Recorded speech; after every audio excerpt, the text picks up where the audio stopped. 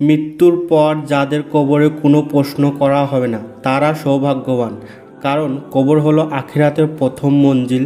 যারা প্রথম মঞ্জিল বিনা বাধায় বা প্রশ্নহীন পার হয়ে যাবেন তাদের জন্য পরবর্তী সব মঞ্জিলের হিসাবই সহজ হয়ে যাবে। এইসব সৌভাগ্যবান ব্যক্তি কারা? রসুল সাল্লাল্লাহু আলাইহি সাল্লাম 5 থেকে 7 শ্রেণীর লোকদের কবরের প্রশ্ন করা হবে না এই মর্মে হাদিস ঘোষণা দিয়েছেন। তারা হলেন যারা ইসলামী রাষ্ট্রে ভূখণ্ডে বা সীমান্ত পাহারায় থাকেন। হযরত আবু হুরায়রা রাদিয়াল্লাহু আনহু বর্ণনা করেন, রসুল সাল্লাল্লাহু আলাইহি সাল্লাম বলেন, কোনো ব্যক্তি আল্লাহর রাস্তায় সীমান্ত অঞ্চলে পাহারাদানরত অবস্থায় মারা গেলে আল্লাহ তার জন্য সেই সব নেক আমলের সব প্রদান অব্যাহত রাখবেন যা সে জীবিত থাকা অবস্থায় করতেন। জান্নাত থেকে রিজিক দান করবেন, কবরের বিপর্যয়কর অবস্থা থেকে নিরাপদ রাখবেন আর কিয়ামতের ভয়ভীতি থেকে মুক্ত অবস্থায় উঠাবেন। 2. যারা আল্লাহর রাস্তায় শহীদ হয়েছেন। হযরত মিকদাম ইবনে মাদি কারিব রাদিয়াল্লাহু আনহু বর্ণনা করেন, রসুল সাল্লাল্লাহু আলাইহি সাল্লাম বলেছেন, শহীদের জন্য আল্লাহ তাআলার কাছে 6টি পুরস্কার রয়েছে। সেগুলি হলো, তার প্রথম রক্তবিন্দু পড়ার সঙ্গে সঙ্গে তাকে ক্ষমা করা হয়, তাকে তার জান্নাতের বাসস্থান দেখানো হয়, কবরে আযাব থেকে তাকে মুক্তি দেওয়া হয়, সে কঠিন ভয়ভীতি থেকে নিরাপদ থাকবে, তার মাথায় মর্মর পাথর খচিত মর্যাদার টুপি পরানো হবে, যার একটি পাথর দুনিয়া ও তার মধ্যকার সব কিছু থেকেও উত্তম, তার সঙ্গে 72 জন জান্নাতি হুরের সাথে বিয়ে দেওয়া হবে এবং তার 70 জন নিকট আত্মীয়র জন্য তার সুপারিশ কবুল করা হবে। তিরমিজি হাদিস। 3. যারা রাতে নিয়মিত সূরা মুলক তেলাওয়াত করেন। হযরত ইবনে আব্বাস রাদিয়াল্লাহু আনহু বর্ণনা করেন, কোনো এক সময় রসুল সাল্লাল্লাহু আলাইহি সাল্লামের এক সাহাবী একটি কবরের উপর তার তাঁবু খাটান। তিনি জানতেন না যে তা একটি কবর, কিন্তু হঠাৎ বুঝতে পারেন যে কবরে একটি লোক সূরা মুলক পাঠ করছেন। সে তা পাঠ করে সমাপ্ত করল। তারপর তিনি নবী সাল্লাল্লাহু আলাইহি সাল্লামের কাছে এসে বলেন, হে আল্লাহর রসুল, আমি একটি কবরের উপর তাঁবু খাটাই, আমি জানতাম না যে তা কবর। হঠাৎ বুঝতে পারি একটি লোক সূরা মুলক পাঠ করছে এবং সমাপ্ত করেছে। রসুল সাল্লাল্লাহু আলাইহি সাল্লাম বলেন, এই সূরাটি প্রতিরোধকারী, নাজাত দানকারী, এটা কবরের আযাব থেকে তেলাওয়াতকারীকে নাজাত দান করে। তিরমিজি হাদিস। 4. জুম্মার দিন মৃত্যুবরণকারী।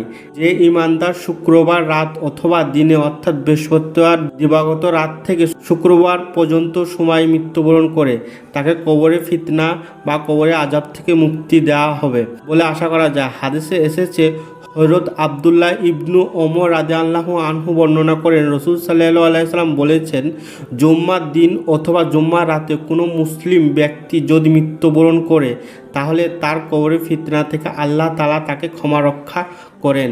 তিরমিজি হাদিস।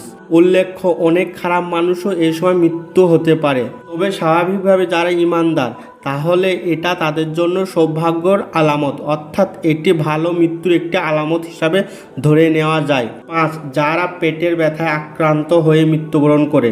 ইসলামের জন্য তথা আল্লাহর রাস্তায় শহীদ হওয়ার ছাড়া আরও 5 থেকে 7 শ্রেণী মানুষের আল্লাহ তাআলার শহীদের মর্যাদা দান করেন মর্মে হাদিসে বিখ্যাত গ্রন্থ ইসলামিক প্রিয় নবী সাল্লাল্লাহু আলাইহি ওয়াসাল্লাম ঘোষণা করেছেন, যাদের মধ্যে একজন হলো, কেউ যদি পেটের ব্যথায় আক্রান্ত হয়ে মৃত্যুবরণ করে তবে সে ব্যক্তি শহীদ, আর শহীদের জন্য কবরের সওয়াল জবাব হবে না। বাকি যারা আগুনে পড়ে মারা যান, পানিতে ডুবে মারা যান, গাড়ি দুর্ঘটনায় মারা যান কিংবা কোনো কিছুর নিচে চাপা পড়ে মারা যান তারা শহীদের মর্যাদা পাবেন। তবে এই সময় মৃত্যুর মধ্যে পেটের ব্যথা মৃত্যুবরণকারীদের নির্দিষ্ট করে ঘোষণা করা হয়েছে, কারণ এই রোগটি মানুষের জন্য অনেক কষ্টকর। যারা দীর্ঘদিন রোগে ভোগে ধৈর্য ধারণ করে মারা যান তাদের জন্য এই সৌভাগ্য ঘোষণা করেছেন বিশ্বনবী। এছাড়া আরও 2 শ্রেণীর মানুষের কথা উঠে এসেছে যাদের কবরে কোনো সওয়াল জবাব হবে না। তারা হলো নাবালক শিশু ও মায়ের গর্ভে মৃত্যু শিশু। প্রাপ্তবয়স্ক কোনো শিশু মারা গেলে তাকে প্রশ্নের সম্মুখীন হতে হবে না। প্রখ্যাত আকাইবিদ আল্লামা নাসাফি রাহমাতুল্লাহ আলাইহি দৃঢ়তার সঙ্গে বিষয়টি ব্যক্ত করেছেন। ইমাম নববী রাহমাতুল্লাহ আলাইহি অনুরূপ অভিমত ব্যক্ত করেছেন। ইবনে সাল্লাহ রাহমাতুল্লাহি আলাইহি বলেন, শিশু মারা গেলে তাকে কালিমা শাহাদাতের তালকিন করার দরকার নেই। আর যেসব শিশুদের সওয়াল করা হবে না যারা মায়ের গর্ভে থাকা অবস্থায় মারা যায়। 7 নম্বর, পাগল ও বোকা ব্যক্তি যাদের মস্তিষ্ক ঠিক নেই, পাগল কিংবা বোকা, তাদের কবরে সওয়াল জবাব করা হবে না। এ বিষয়ে ইমাম ফাকিগণ মান্যতা অবলম্বন করেছেন। এছাড়া যে ব্যক্তি 2 নবীর পৃথিবীতে আগমন মধ্যবিত্ত সময়ে মারা গিয়েছেন তাকেও কবরে সওয়াল করা হবে না। এ বিষয়ে কোনো মত প্রকাশ করেননি। রাউজা নামক কিতাবে এ বর্ণনা এসেছে, যে ব্যক্তির উপর শরীয়তের সৃষ্টিতে মুকাল্লাফ, যার উপর শরীয়তের হুকুম আহকাম বার্তায় বা তার সমগোত্র একমাত্র তাদেরই সওয়াল জবাব করা হবে না, এছাড়া অন্য কাউকে নয়।